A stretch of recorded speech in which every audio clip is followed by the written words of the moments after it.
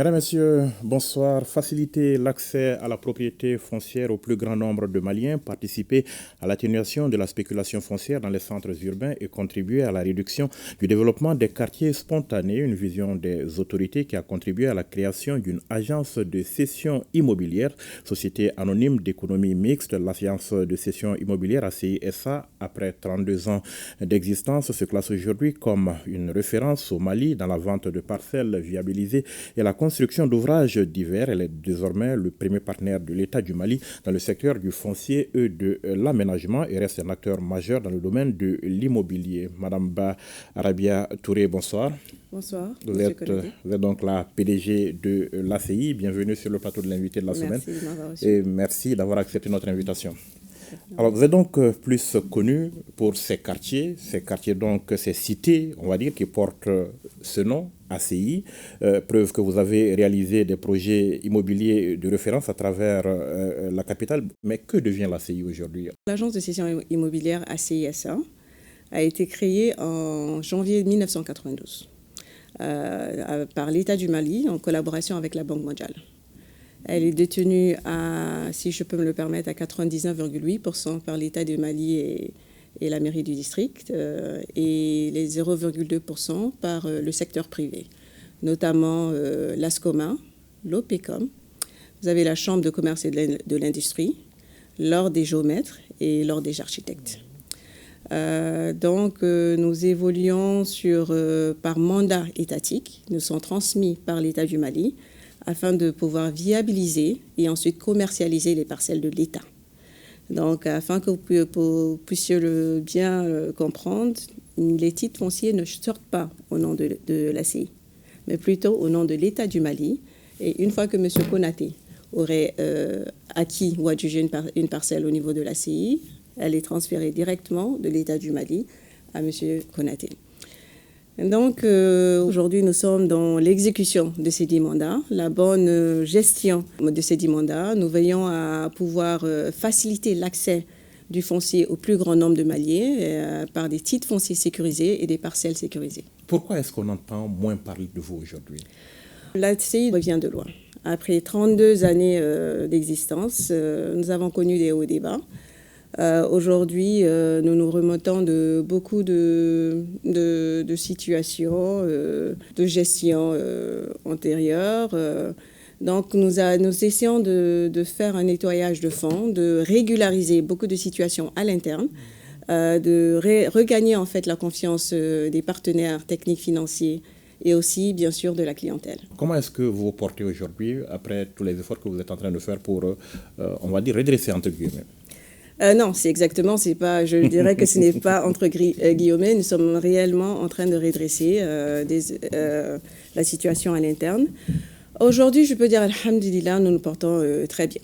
Nous revenons de loin. Je crois que les sites sont beaucoup plus sécurisés qu'ils n'étaient. Le titre foncier de l'ACI peuvent être brandis haut et fort. Le label est en train d'être redoré. Comme on le dit, toute société va connaître des difficultés, surtout quand dans le passé, nous savons que les sociétés de l'État, souvent étatiques, ont connu certaines difficultés au niveau de la gestion. Mais là, l'ACI, cette nouvelle vision est de vraiment aller vers la performance, aller vers la qualité, aller vers le professionnalisme. Alors, 32 ans de parcours, difficile de résumer en quelques mots, mais dites-nous, qu'est-ce qu'on peut retenir essentiellement des 32 ans de parcours de l'ACI? Des 32 ans des parcours de l'ACI, vous pouvez retenir 15 lotissements viabilisés. Donc déjà, dès que vous entendez un lotissement avec ACI derrière, ça a été conçu, aménagé et viabilisé par l'agence de cession immobilière.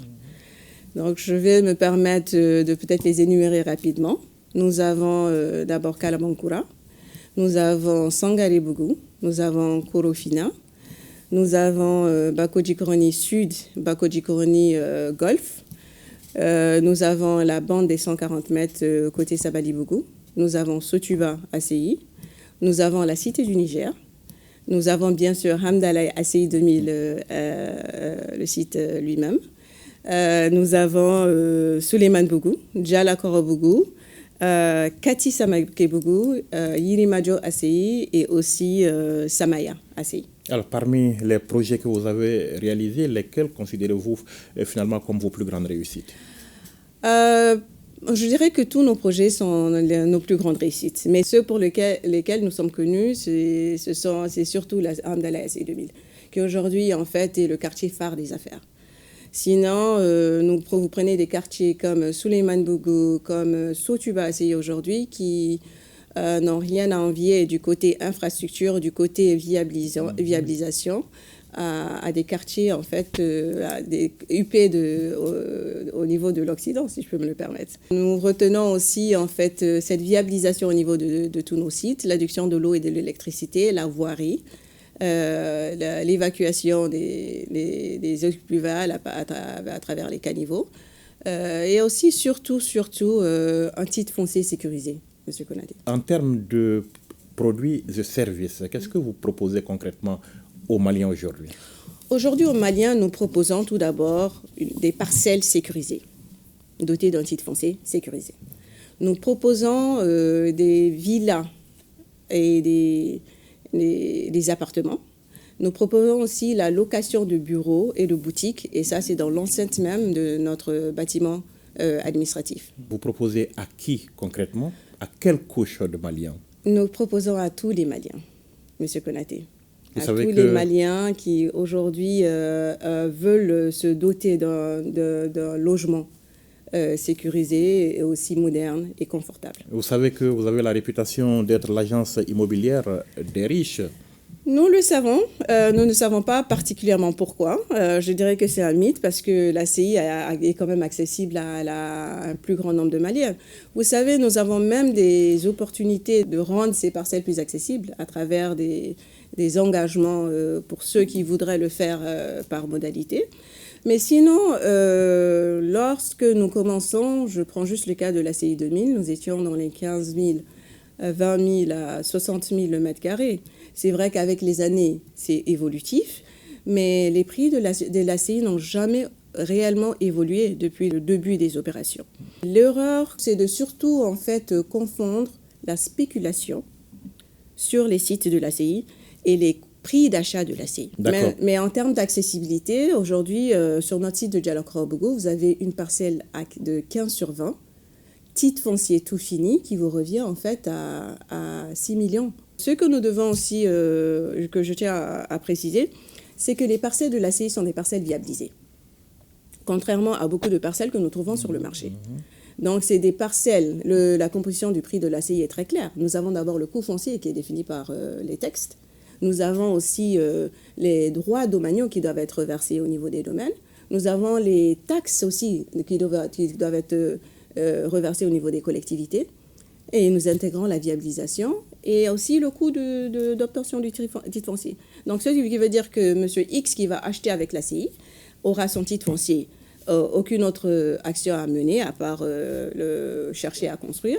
Et M. Y qui va juste acheter le foncier, ensuite devra aller faire toutes ces démarches administratives pour ensuite avoir un titre foncier. Donc la réputation d'agence immobilière des riches n'est pas justifiée selon vous? Elle n'est pas du tout justifiée. Nous essayons d'être... La seule chose que nous pouvons dire, c'est que l'ACI ne fait pas de social. C'est-à-dire nous ne sommes pas dans les logements sociaux. Ça, c'est un volet qui est strictement réservé à l'OMH. Mais nous avons même été maître d'ouvrage délégué pour la construction des logements sociaux à Tabakoro. Madame le PDG ou Madame la PDG, si vous préférez, l'ACI est quand même considérée comme leader du marché de l'immobilier au Mali. Comment est-ce que vous évaluez le marché à la date d'aujourd'hui? Le marché de l'immobilier aujourd'hui, je dirais que c'est un marché qui est plus ou moins stable. C'est un marché quand même qui est entaché par ses occupations illicites. C'est un marché qui est aussi entaché par la spéculation.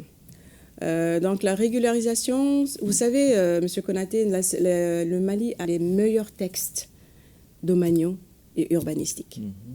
C'est-à-dire les autres pays, en fait, viennent s'inspirer de nos textes. Précisément, le cas de l'ACI, nous avons reçu le Burkina, qui est venu s'inspirer du modèle de l'ACI. Et c'est suite à cela que la Sonature a été créée. Quand on parle de Ouaga 2000 aujourd'hui, c'était en fait l'ACI 2000 dans le temps. Nous avons le Sénégal et d'autres pays de la sous-région qui sont venus s'inspirer du modèle de la CI. Donc c'est pour vous dire que les textes au Mali, en fait, sont magnifiques. Mais aujourd'hui, c'est l'exécution et le suivi, en fait, de ces textes par nous, les concitoyens, qui rendent ce marché difficile. Sinon, je le dis haut et fort, je le dis toujours, aujourd'hui, il n'y a pas un investissement plus sûr et plus rentable que l'immobilier, le foncier, au Mali.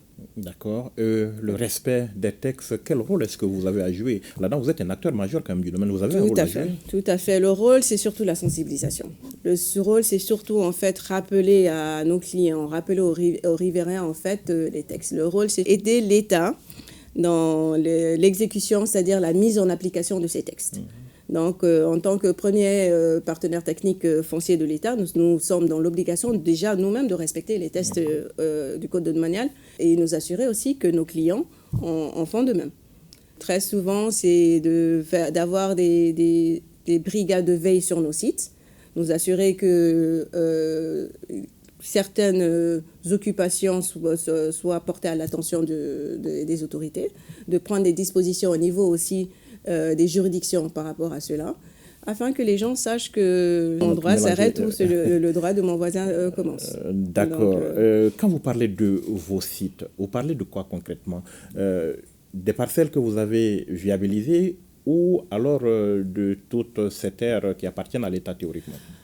Voilà. En fait, quand nous parlons de nos sites, nous parlons des terres de l'État. La CIE en elle-même, on ne peut pas dire que nous avons réellement un patrimoine foncier en tant que tel. Donc, l'État nous a mandaté de viabiliser et de commercialiser ces sites. Et donc, nous prenons toutes les dispositions pour protéger le patrimoine privé immobilier de l'État qui nous est confié. D'accord. La spéculation foncière, vous l'avez évoqué quelquefois déjà depuis le début de ce entretien. Parlons-en. Comment est-ce que vous évaluez son impact, surtout dans vos quartiers? Dans nos quartiers, en fait, voilà, c'est pas évident. C'est pas évident parce que très souvent, cette spéculation nous crée de la mauvaise presse. Je vous donne un exemple. Là, comme je vous disais, là où nous allons vendre à 15 000, 20 000 le mètre carré, à la CI du Mel, où nous avons eu à vendre, allant même jusqu'à 60 et plus. Aujourd'hui, la CI 2000, on ne vous dira pas moins de 800 à 1 million le mètre carré. Donc, certes, nos clients ont peut-être acheté avec les CI et la CI, ils vont revendre. Et en entendant, en fait, de tels coûts au mètre carré, on l'attache directement à la CI. Donc, ce qui veut dire aussi que souvent, nous faisons face, dû à la spéculation, à une certaine concurrence déloyale. Nous avons des parcelles où nous sommes côte à côte avec certains détenteurs de titres fonciers non étatiques, mais qui vont peut-être vendre leurs parcelles à un prix peut-être moindre que la CI, bien sûr, mais sans tenir compte de toutes les taxes et redevances étatiques qui devraient aller avec. Donc, je crois qu'il serait sciant de vraiment étudier cette question de spéculation. Commencer déjà à voir qui sont ceux qui sont en train d'octroyer ces terres qui n'ont aucun droit d'octroyer ou d'attribuer ces terres. Et s'assurer que ces différentes attributions, non privées bien sûr, se fassent de manière réglementée et en respectant tous les textes qui sont en rigueur. Comment est-ce que ce qui se passe aujourd'hui influence votre stratégie et vos activités? On peut dire que ça l'influence dans le bon sens, parce que nous nous battons pour quand même délivrer un produit de qualité à la clientèle. Nous nous battons pour que le produit de qualité, qui est la propriété de l'État, garde sa valeur et sa sécurité dont elle a été dotée. Donc c'est surtout ça en fait, c'est de s'assurer que ces occupations irrégulières soient éliminées, de s'assurer que les attributaires de ces parcelles qui se font, ou ces attributions irrégulières et illégales, que des actions soient prises à l'encontre des acteurs, afin que ce marché de l'immobilier soit réglementé. Madame la PDG, on va aborder un certain nombre de sujets qui fâchent peut-être. Dites-nous, l'objectif des aménagements de terrain, c'est quoi? L'objectif des aménagements des terrains, c'est pour créer un cadre assaini et un cadre confortable aux riverains. Donc, c'est de leur doter d'équipements qui conduisent en fait non seulement à l'embellissement, mais surtout à la sécurité des concitoyens et des riverains. Et comment comprendre que dans des quartiers que vous avez viabilisés à coût peut-être de milliards, que vous avez vendus très cher, il y a des inondations par exemple? Ah, c'est ça. En fait, vous savez que, je sais que nous parlons du cas de l'ACI 2000. Vous savez, le lotissement de l'ACI 2000 a été viabilisé en 1994. Donc, quand nous comptons, nous sommes déjà à 30 ans. Donc, 30 ans que ces équipements sont en train d'être utilisés. Donc, ce n'est pas seulement la viabilisation en tant que telle. Vous savez, c'est quand nous parlons d'occupation illicite, cela joue beaucoup sur la situation aussi des inondations. Lorsque le système d'évacuation des eaux pluviales sont bouchés, lorsque les caniveaux ne sont pas curés, lorsque nous voyons que des gens les couvrent entièrement et construisent dessus, lorsque nous voyons que les collecteurs de ces eaux usées sont aussi obstrués par des occupations, des installations anarchiques, tout ça, en fait, crée des problématiques. Et n'oublions pas qu'à l'ACI 2000, les collecteurs des eaux pluviales des quartiers de Lafiabougou, une partie de Kati, sont reversés au niveau du collecteur de l'ACI 2000. Et donc, lorsque nous voyons qu'au fil des années, mais les équipements qui ont été installés n'auront pas en fait cette même technicité, cette même valeur ou usage 30 ans après, et surtout qu'ils n'ont jamais connu une certaine réhabilitation ou un certain niveau de maintenance après 30 ans d'installation. Donc, nous devons tenir compte de tout cela. Donc, vous êtes en train de nous dire que ce n'est pas votre responsabilité, ce n'est pas de votre faute si c'est comme ça aujourd'hui? Aujourd'hui, en fait, je crois que la responsabilité, elle peut être partagée parce que nous installons. Mais, M. Konaté, ce que nous devons savoir, c'est que l'ACI, une fois qu'elle finit avec le lotissement, le reste revient quand même aux collectivités de s'en occuper. Mais aujourd'hui, nous travaillons main dans la main avec la mairie du district, avec le ministère chargé des domaines, à travers leur service de l'urbanisme, pour en fait assister les riverains de la zone par rapport déjà à la mise à disposition d'engins pour le curage des caniveaux. De voir en fait la structure technique même du processus d'évacuation des eaux pluviales. Et de voir en fait comment faciliter et comment faire face à cette question d'inondation qui est en train de toucher en fait toutes les populations au niveau du Mali. Mais à partir de quel moment est-ce que le travail de l'ACI est terminé? Le travail de l'ACI est terminé lorsque la viabilisation est finalisée. Le travail de l'ACI est terminé lorsque le mandat est, si vous voulez, clos. Au moment où l'ACI estime qu'il n'y a plus de parcelles à vendre, au moment où l'ACI estime que le mandat à son niveau, c'est-à-dire la viabilisation et la commercialisation est finalisée, elle rend ce mandat, ou le mandat est clôturé au niveau des deux parties par l'État du Mali et par elle. Parlons de ces occupations illicites que vous avez évoquées aussi. Comment l'ACI gère-t-elle ces situations sur ces sites finalement? Les occupations illicites, aujourd'hui est l'opportunité pour nous de vraiment remercier les autorités. Parce que, vous savez, le ministère des Domaines, chargé des domaines, est en train de prendre toutes les dispositions pour mettre en place des brigades au niveau de l'urbanisme pour faire face à ces occupations illicites. De s'assurer que les responsabilités aussi soient situées par rapport aux attributions irrégulières et illégales qui se font sur son patrimoine foncier privé. Donc, nous travaillons aussi, nous sommes en train de mettre en place des mesures aussi très, très, je dirais, sévères par rapport à ces occupants illicites.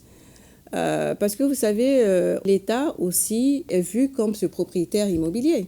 Et l'État se doit aussi de protéger son patrimoine privé immobilier. Donc, il va de soi que des dispositions soient prises aussi pour protéger ces terres de l'État, qu'elles soient faites par l'ACI, mais surtout en collaboration avec les différents services de l'État, que ce soit au niveau de la justice, au niveau de la sécurité, au niveau de l'environnement, au niveau des domaines. En attendant, l'impact de ces occupations sur les usagers, c'est quoi? Bon, l'impact de ces occupations sur les usagers souvent sont très souvent néfastes, dans le sens où une personne de bonne foi achète sa parcelle et se retrouve que cette même parcelle a pu être attribuée irrégulièrement à une autre personne. Donc, elle ne peut que faire face, souvent, bien sûr, se retourner vers la CI, qui nous, très souvent, nous nous retournons vers les juridictions pour combattre, en fait, cette situation. Et justement, comment est-ce que vous agissez dans ces situations? Quel est le rôle de l'ACI dans la lutte, finalement, concrètement, contre les occupations illicites? Nous, en fait, aujourd'hui, c'est systématiquement de procéder à l'annulation de ces actes administratifs irrégulièrement créés. C'est possible? Vous avez eu à le faire? Et nous avons eu à le faire, nous continuons à le faire. Exemple, nous avons eu à le faire sur le site de Cathy. Exemple, nous continuons à le faire journalièrement, si je peux me le permettre, sur le site des Diallo-Carbon. C'est-à-dire, dès que nous avons connaissance d'un acte qui a été transmis irrégulièrement, nous prenons des dispensations pour procéder à l'annulation de cet acte au niveau de la justice. Et s'il le faut, éventuellement, de porter plainte contre les personnes qui sont en train d'émettre ces actes. Et d'occuper illégalement les parcelles de l'État. Mais Madame la PDG, est-ce qu'il ne vaut pas mieux quand même de prévenir? Comment est-ce que vous anticipez les risques d'occupation illicite? Bon, la prévention se fait surtout par la surveillance. Nous avons des équipes de surveillance au niveau de tous les lotissements de l'ACI, qui sont là-bas 24 heures sur 24. Donc, systématiquement, les gens, peut-être vous le diront, ils abordent, tant que la personne, une personne sur notre site, ne montre pas un document de propriété émis par les services de l'ACI, on vous demande très souvent d'évacuer les lieux. C'est surtout ça. Nous procédons surtout aussi par l'information, de faire comprendre aux gens en fait les limites. Dès que nous voyons que les limites sont en train d'être transgressées, c'est de déjà contacter les collectivités de la zone et leur faire comprendre que voilà, bon, faites attention, nous avons, ça ce sont les limites du mandat dont fait l'objet de l'ACI. Nous prenons des mesures aussi pour, comme je viens de le mentionner par rapport au ministère chargé des domaines, pour user de tous les services techniques à leur disposition. S'assurer que des titres ne peuvent pas être créés sur des titres fonciers de l'État. Ces gens ne peuvent pas se prévaloir de certains titres qui n'ont pas été transmis par la CI. Et de surtout s'assurer, comme je vous dis, cette brigade de surveillance urbanistique qui se fait de manière assez régulière sur les différents sites de la CI. D'accord. Parlons de droit coutumier et de foncier. Alors, vous est-il arrivé donc d'avoir des problèmes avec des populations par rapport à l'accaparement, entre guillemets, de leurs terres? Vous savez, lorsque le mandat est transmis à l'ACI, généralement, c'est un mandat qui doit être libre de toute charge. Donc, ça veut dire les terres qui seront viabilisées et commercialisées par l'ACI doivent être libres de toute charge. Ça veut dire qu'en principe, les purges sont déjà faites et l'ACI s'occupe uniquement de viabiliser et de vendre. Mais cela n'empêche que nous sommes face à cette question de droit coutumier. Et c'est ce que nous porte très souvent préjudice parce que le code domanial est très clair par rapport à cette question de droit coutumier.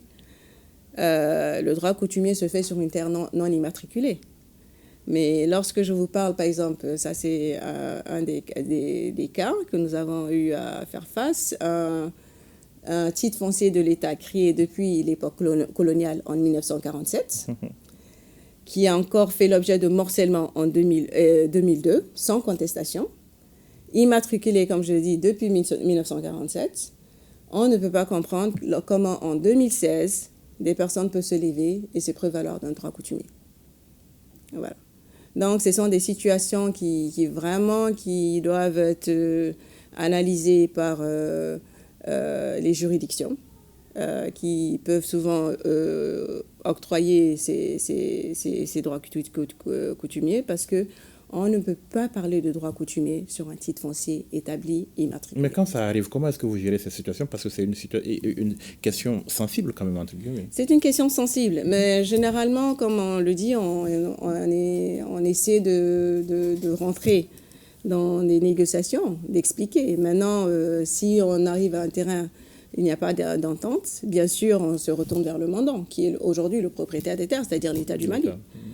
Voilà, parce que si réellement, comme je vous dis, si on peut avoir un droit coutumier sur un titre foncier, où on octroie un droit coutumier sur un titre foncier, il faut qu'on se rappelle que ces terres appartiennent à l'État. Et il revient à l'État de voir si il va octroyer ces droits aux parties ou non. Et dans tous les cas de figure, il faut qu'on rappelle que ce droit coutumier ne veut pas nécessairement dire que ces parcelles seront obtenues sur le site qui est demandé. Et donc, la personne peut être purgée s'il en en vient à cette situation ailleurs, mais pas nécessairement, surtout si les riverains sont déjà installés et sont détenteurs de leur titre foncier en bonne et due forme. Madame la PDG, regardons un peu vers l'avenir. Quels sont les principaux projets envisagés pour l'avenir à votre niveau, au niveau de la CISA? Au niveau de la CI, disons que nous avons de très grands projets en cours. Déjà, comme je vous dis, c'est en premier lieu de voir comment la CI va commencer à s'attaquer aux régions. C'est-à-dire rentrer, aujourd'hui nous avons 19 de nouvelles régions qui ont été créées. L'idée c'est de pouvoir créer de nouveaux quartiers administratifs viabilisés à usage d'habitation. Nous avons des quartiers viabilisés à usage commercial et aussi des quartiers administratifs pour qui pourront loger les structures aussi de l'État. Donc, au-delà de cela, c'est surtout, vous avez dû entendre les différents projets en cours au niveau de l'ACI. Les lotissements de l'ACI désormais logent le projet de l'AMIPOL, qui est la dotation de 1000 logements à l'amicale de la police. Nous avons aussi les terres de l'ACI qui devront être dotés au syndicat des douanes pour l'attribution de 2000 logements pour les membres du syndicat. Nous avons aussi le projet d'aménagement des berges, qui aujourd'hui est l'un des projets phares de la société. Donc, c'est l'aménagement des berges des deux rives, rive droite et rive gauche. Donc, c'est de pouvoir voir comment reconstituer les berges, pouvoir les protéger des inondations, de l'érosion, de créer des activités régénératrices de revenus, de créer des emplois. Donc, l'aménagement et la commercialisation de ces berges. Nous avons aussi un projet en cours qui est le projet de la cité Malikoura, où nous offrons des logements du type F4 et F5, où nous avons réellement redynamisé en fait le concept de l'immobilier, c'est-à-dire des logements, des villas modernes, confortables et aussi ce qu'on peut appeler smart, c'est-à-dire qui sont efficientes. Et c'est surtout de faire comprendre à la population que se loger et le confort minimal ne doit pas coûter cher aujourd'hui au Mali. D'accord. Est-ce que vous prévoyez de nouvelles acquisitions, des partenariats ou des collaborations stratégiques pour étendre vos activités? Tout à fait. Donc tous ces différents projets, surtout le projet au niveau des berges, nous sommes là en négociation avec les différents partenaires, que nous soient au niveau national comme international. Donc nous voyons aussi des partenariats avec des entreprises étrangères par rapport à la conception de matériaux efficients qui pourront aider en fait ou favoriser la construction de logements qu'on pourrait appeler futuristiques. C'est-à-dire, nous parlons de logements où l'efficience, c'est-à-dire en termes d'énergie, sera une économie de près de 60%. Et comment voyez-vous l'évolution de votre entreprise face aux tendances du marché et surtout à l'avenir et à la conjoncture? Comme je vous ai dit, par rapport à la situation actuelle, je peux dire que la Chine est aujourd'hui en pleine phase de relance. Nous avons eu comme certaines difficultés dans le passé qui a permis en fait la mise en place d'une administration provisoire, qui a permis aussi à réaménager, restructurer la société d'une certaine manière et un plan de relance et de restructuration est aujourd'hui sur la table des plus hautes autorités, qui permettra en fait de donner un nouveau souffle à la société. Ce nouveau souffle viendra bien sûr avec encore plus de produits, avec des produits encore innovateurs et, comme je vous ai dit, à pouvoir aussi entrer dans les différentes régions afin que l'accessibilité au foncier, l'accessibilité aux équipements puisse se ressentir au niveau de tout le Mali. Les défis auxquels vous vous attendez pour les prochaines années? Les défis auxquels nous nous attendons, c'est... On va revenir à cette question de la spéculation, on va revenir à cette question des occupations. Qu'est-ce que vous comptez faire face à tout cela?